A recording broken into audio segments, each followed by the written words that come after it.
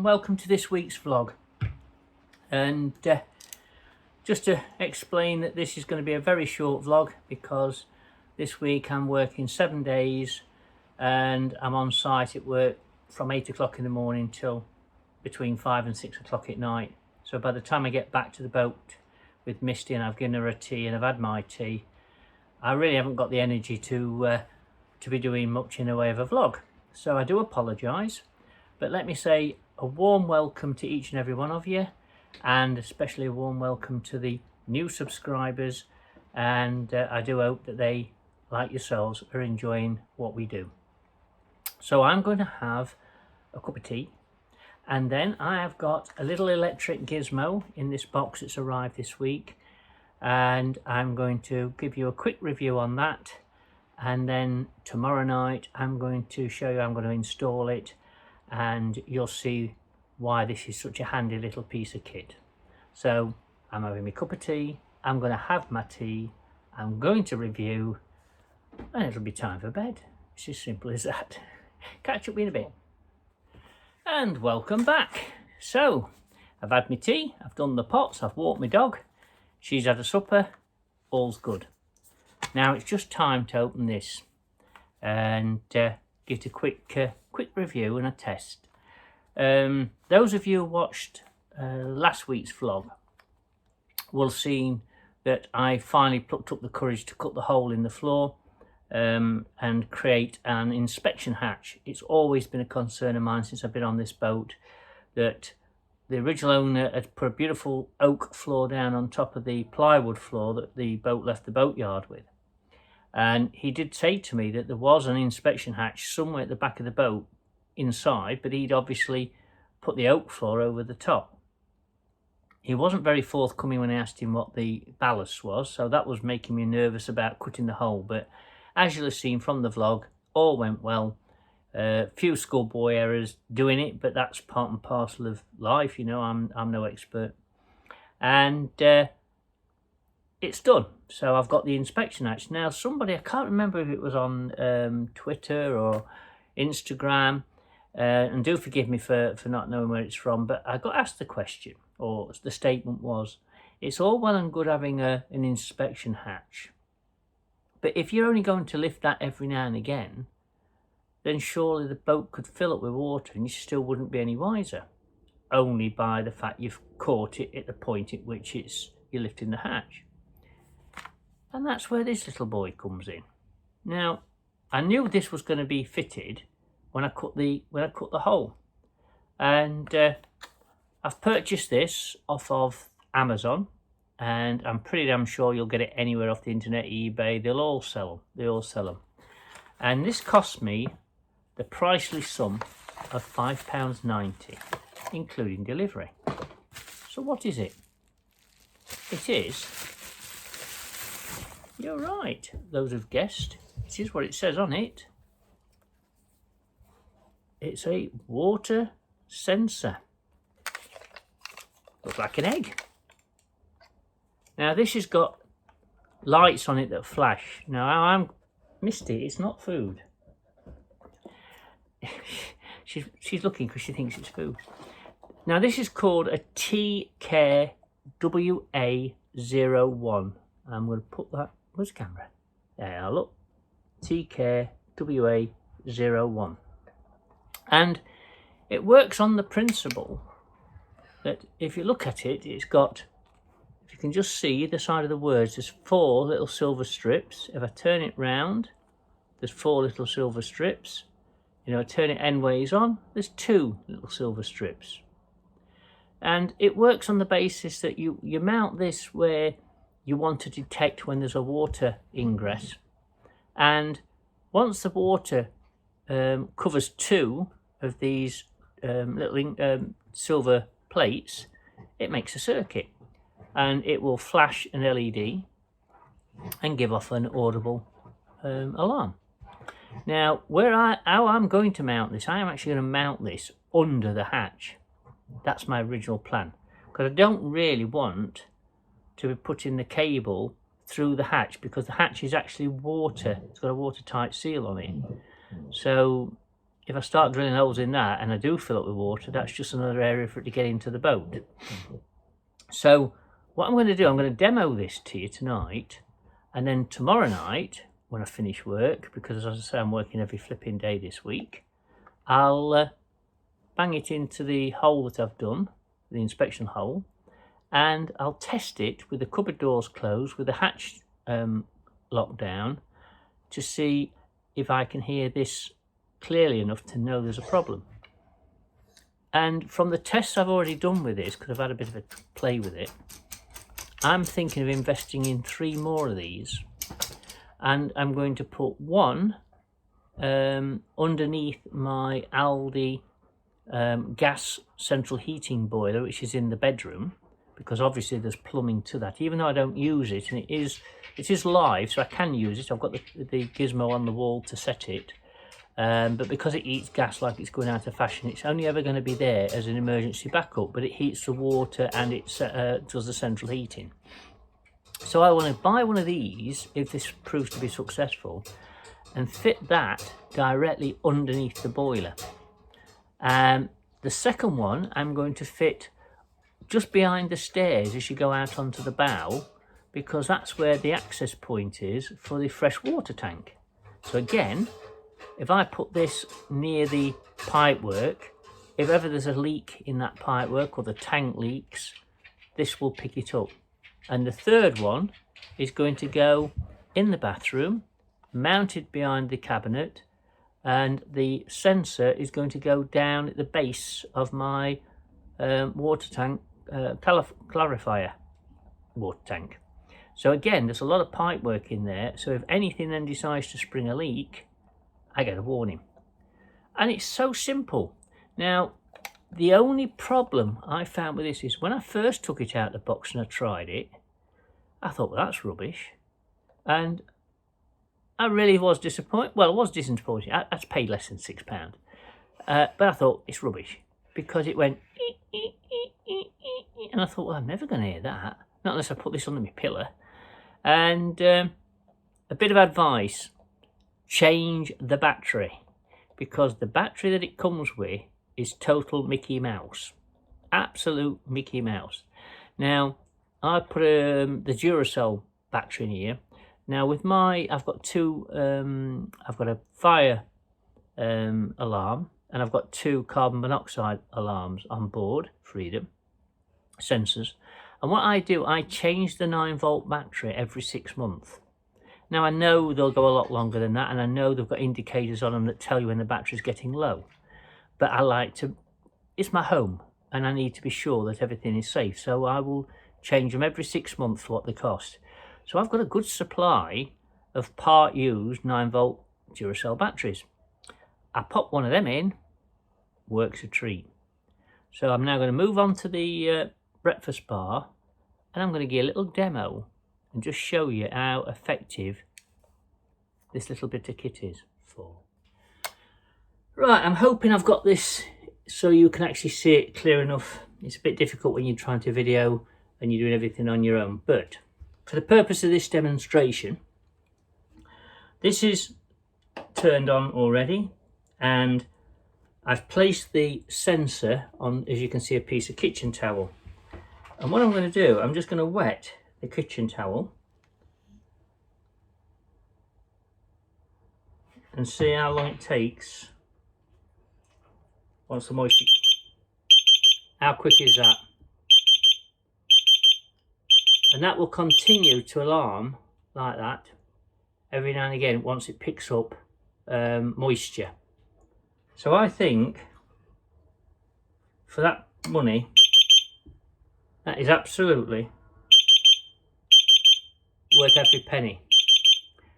Now, the only thing I need to do, I'm just testing it to show that if you put some weight on it and keep it firm, it'll keep that sensor going all the time.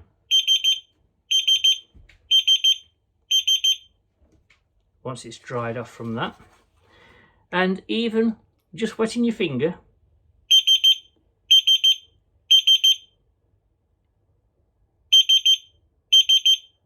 it knows. So very, very effective and for less than £6. So if you put that with the cost of the hatch that I've made, the inspection hatch, which was £24, for less than £30, I have total peace of mind now that what's going on under the floor. Now, what I am going to do tomorrow while I'm at work, I'm going to find something. I think I'm going to get a little bit of plastic or some kind of plastic, I think. So I can just glue the plastic on there. And the reason, let me just show you, let me get a knife.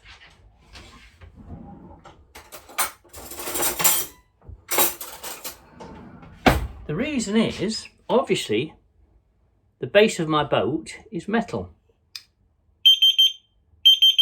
So if I put this straight on the bottom of the boat, it's automatically going to set the alarm off. So my thinking is to get a little bit of plastic, glue it on, put this on the base of the boat, and I'm just going to put a small weight on the top so that when it hits the damp patch, it'll continuously sound that alarm. So there's lots of different versions of these on the market, but I do think it's a cracking little bit of kit, and I'm going to put the other 3 in, so it's going to cost me, what's that, £18. So I've got peace of mind both in the bathroom, in the bedroom where the boiler is, and in the front and the bow where the water tank is.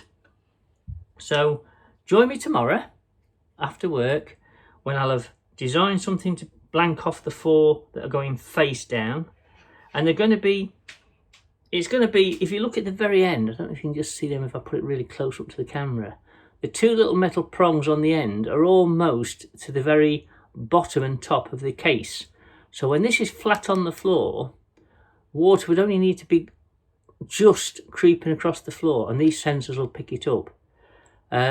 Because the metal floor, like I say, you can't just put this base flat down, because you could hang it and wait for the floor, water to rise up to these, but I just think I'm going to make it a lot easier for myself. Plastic protect the 4 prongs that are going onto the base of the boat, and then the water sensor on the end will pick it up, and if it doesn't, the water is only going to be like the thickness of this before it sets off the 4 on the top. And yeah, we'll do it tomorrow, get it installed, and then when I shut the door and put the cover back on, let's see if we can hear this alarm clear enough to be worthwhile fitting the other 3. Catch up with you tomorrow.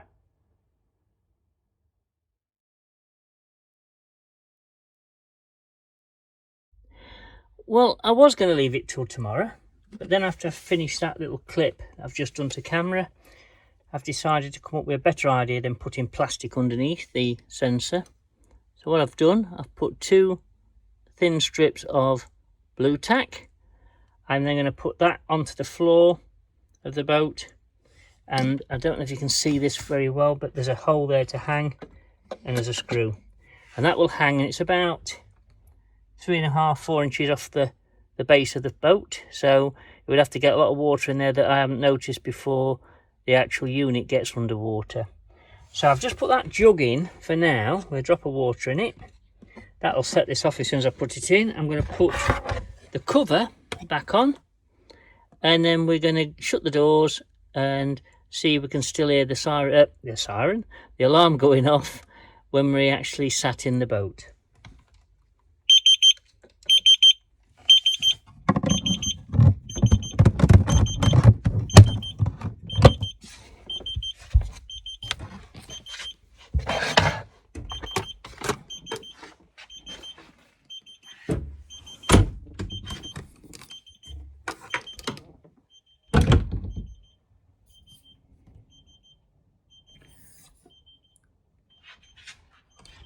I'm just bringing you away from the cupboard a minute.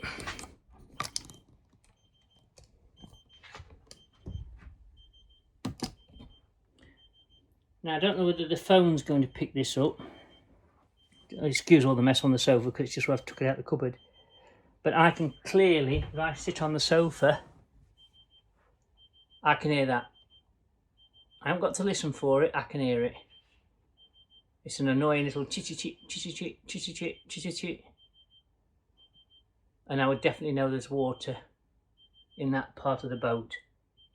So yeah, I think that's going to work. Let's get back in the cupboard. Now, as with many of the things that I do, I change my mind as I'm doing it. And I've just checked that the rubber seal that's under this lid isn't actually damaging the cable.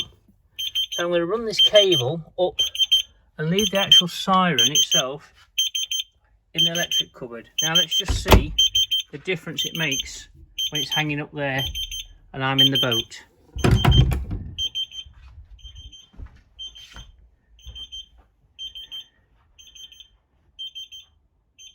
Now I'm standing, what am I, about 6 foot away. I'm a good 10 foot away.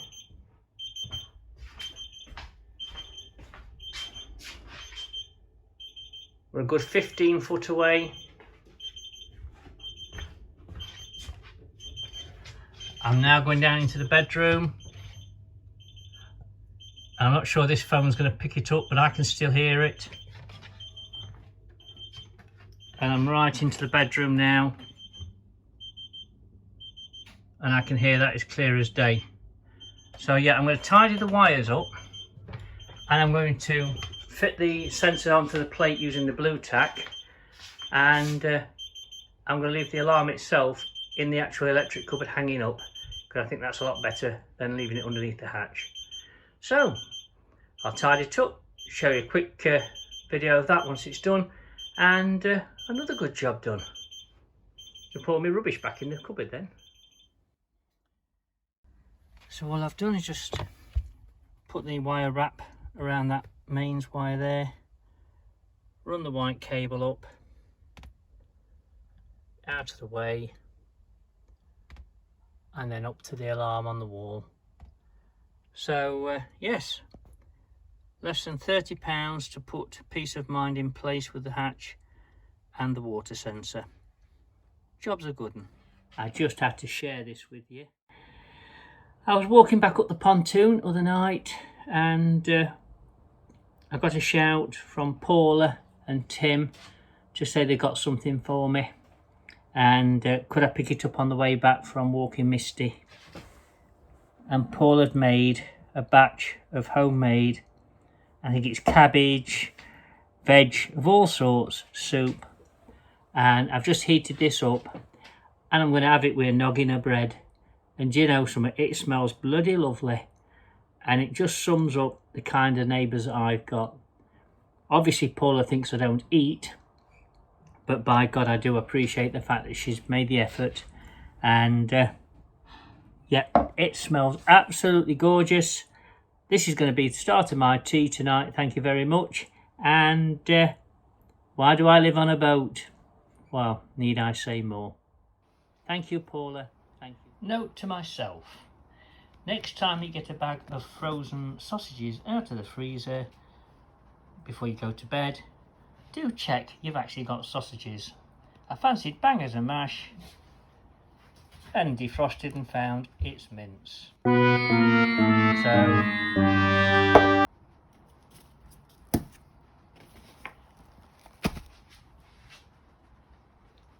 as if by magic, well, it may not be bangers and mash, but I think this will hit the spot. Doesn't take much doing and costs very, very little. So bon appetit.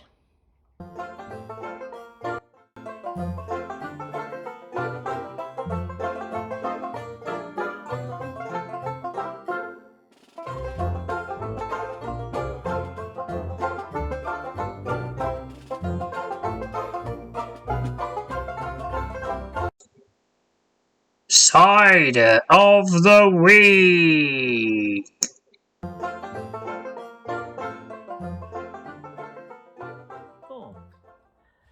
Good evening and welcome to this week's Cider of the week.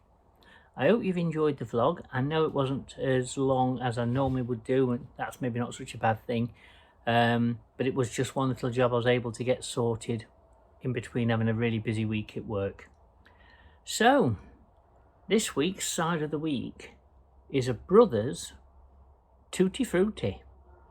I thought I'd covered all the Brothers range, but I've actually got this one to do and pink grapefruit. I referred to it as red grapefruit last week. It's pink grapefruit. And I'm not promoting Brothers. I'm just simply walking to a shop, grabbing a bottle, paying for it, my money, and it's just my view. So I'm ready for that bottle this week. And without any further ado, we're going to crack it open and see what it tastes like. The description on the bottle says, as with all Brothers ciders, very brief description, it says Tutti Frutti flavoured cider. Now you'd have never guessed that, would you? From the label that says Tutti Frutti. So, oh, now that smells again like something you get out of a sweet shop. I love the colour. Let me show you this colour. Look at that. You know, when I see a coloured cider like that, I just know I'm going to enjoy it before I've even tried it. And I've never had this one before. Oh. I'm going to have to stop doing cider of the week. I'm going to get hooked. This is a proper toffee flavoured cider. I mean, last week's Strongbow and Cloudy Apple didn't taste like cider. That was a dangerous cider because, to me, you know, if you're drinking something and it tastes like what you expect it to taste like, you're more aware of its effect. But the Cloudy Apple that I had last week didn't taste like a strong cider. I know they're only 4%. This is also 4%. But this just tastes like pop. I've got it icy cold because I've had the bottle in the ice box for quite a while. And this is again one of them summer evening barbecue time, Saturday afternoon out on the lawn with the kids time when you want just a glass of something. Most people would have it with ice in it, but I've already said this many times, I don't like the ice. I just think it dilutes it. But it smells like sweets.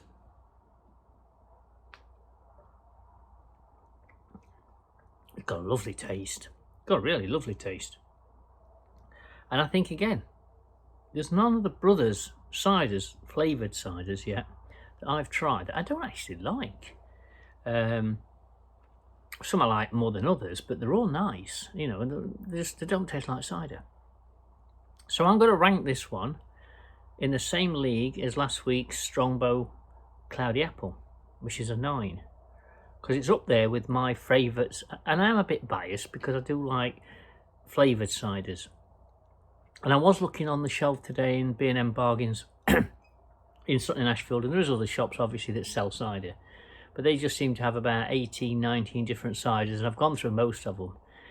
And there's a bottle, well, there's a couple of bottles on the shelf I haven't yet tried. And one of them is a dry cider, which I might do next week. I think it's 89p a bottle. I can't even remember the name of it. And I imagine that's going to be a bit, you know. And there's another one, again, a name I can't even pronounce, and I haven't got a clue from its name whether it's a flavoured cider or a strong cider. And then we get things like White Lightning cider, which apparently blows your head off. But it comes in like 2-litre bottles, so I don't think I'll be drinking the rest of the bottle of that. But I will give it a try, because the whole point of cider of the week is just to generally try out every single cider that I can get my hands on. You're welcome to send me a bottle if you have one. And just to see how they all stack up out of 10. And as I say, this is definitely a 9. Worth having a few bottles in. Chill it down, get it nice and cold. You're going to enjoy it. And after a week of this week, I think I might, next weekend when I'm off, I might just do that. I just might have a few bottles of Brothers ciders in the icebox and think, oh, well, God, I've got my days off. And I'll look for another task on the boat. Not quite sure what my next job's going to be just yet. And but I'm sure to have one or two of these to help me on my way, make up my mind. So pop out, get some, It's dead easy to remember. It's Brothers, tutti frutti, tastes like kids pop. You'll love it. So until next week, all that remains for me to say, cheers.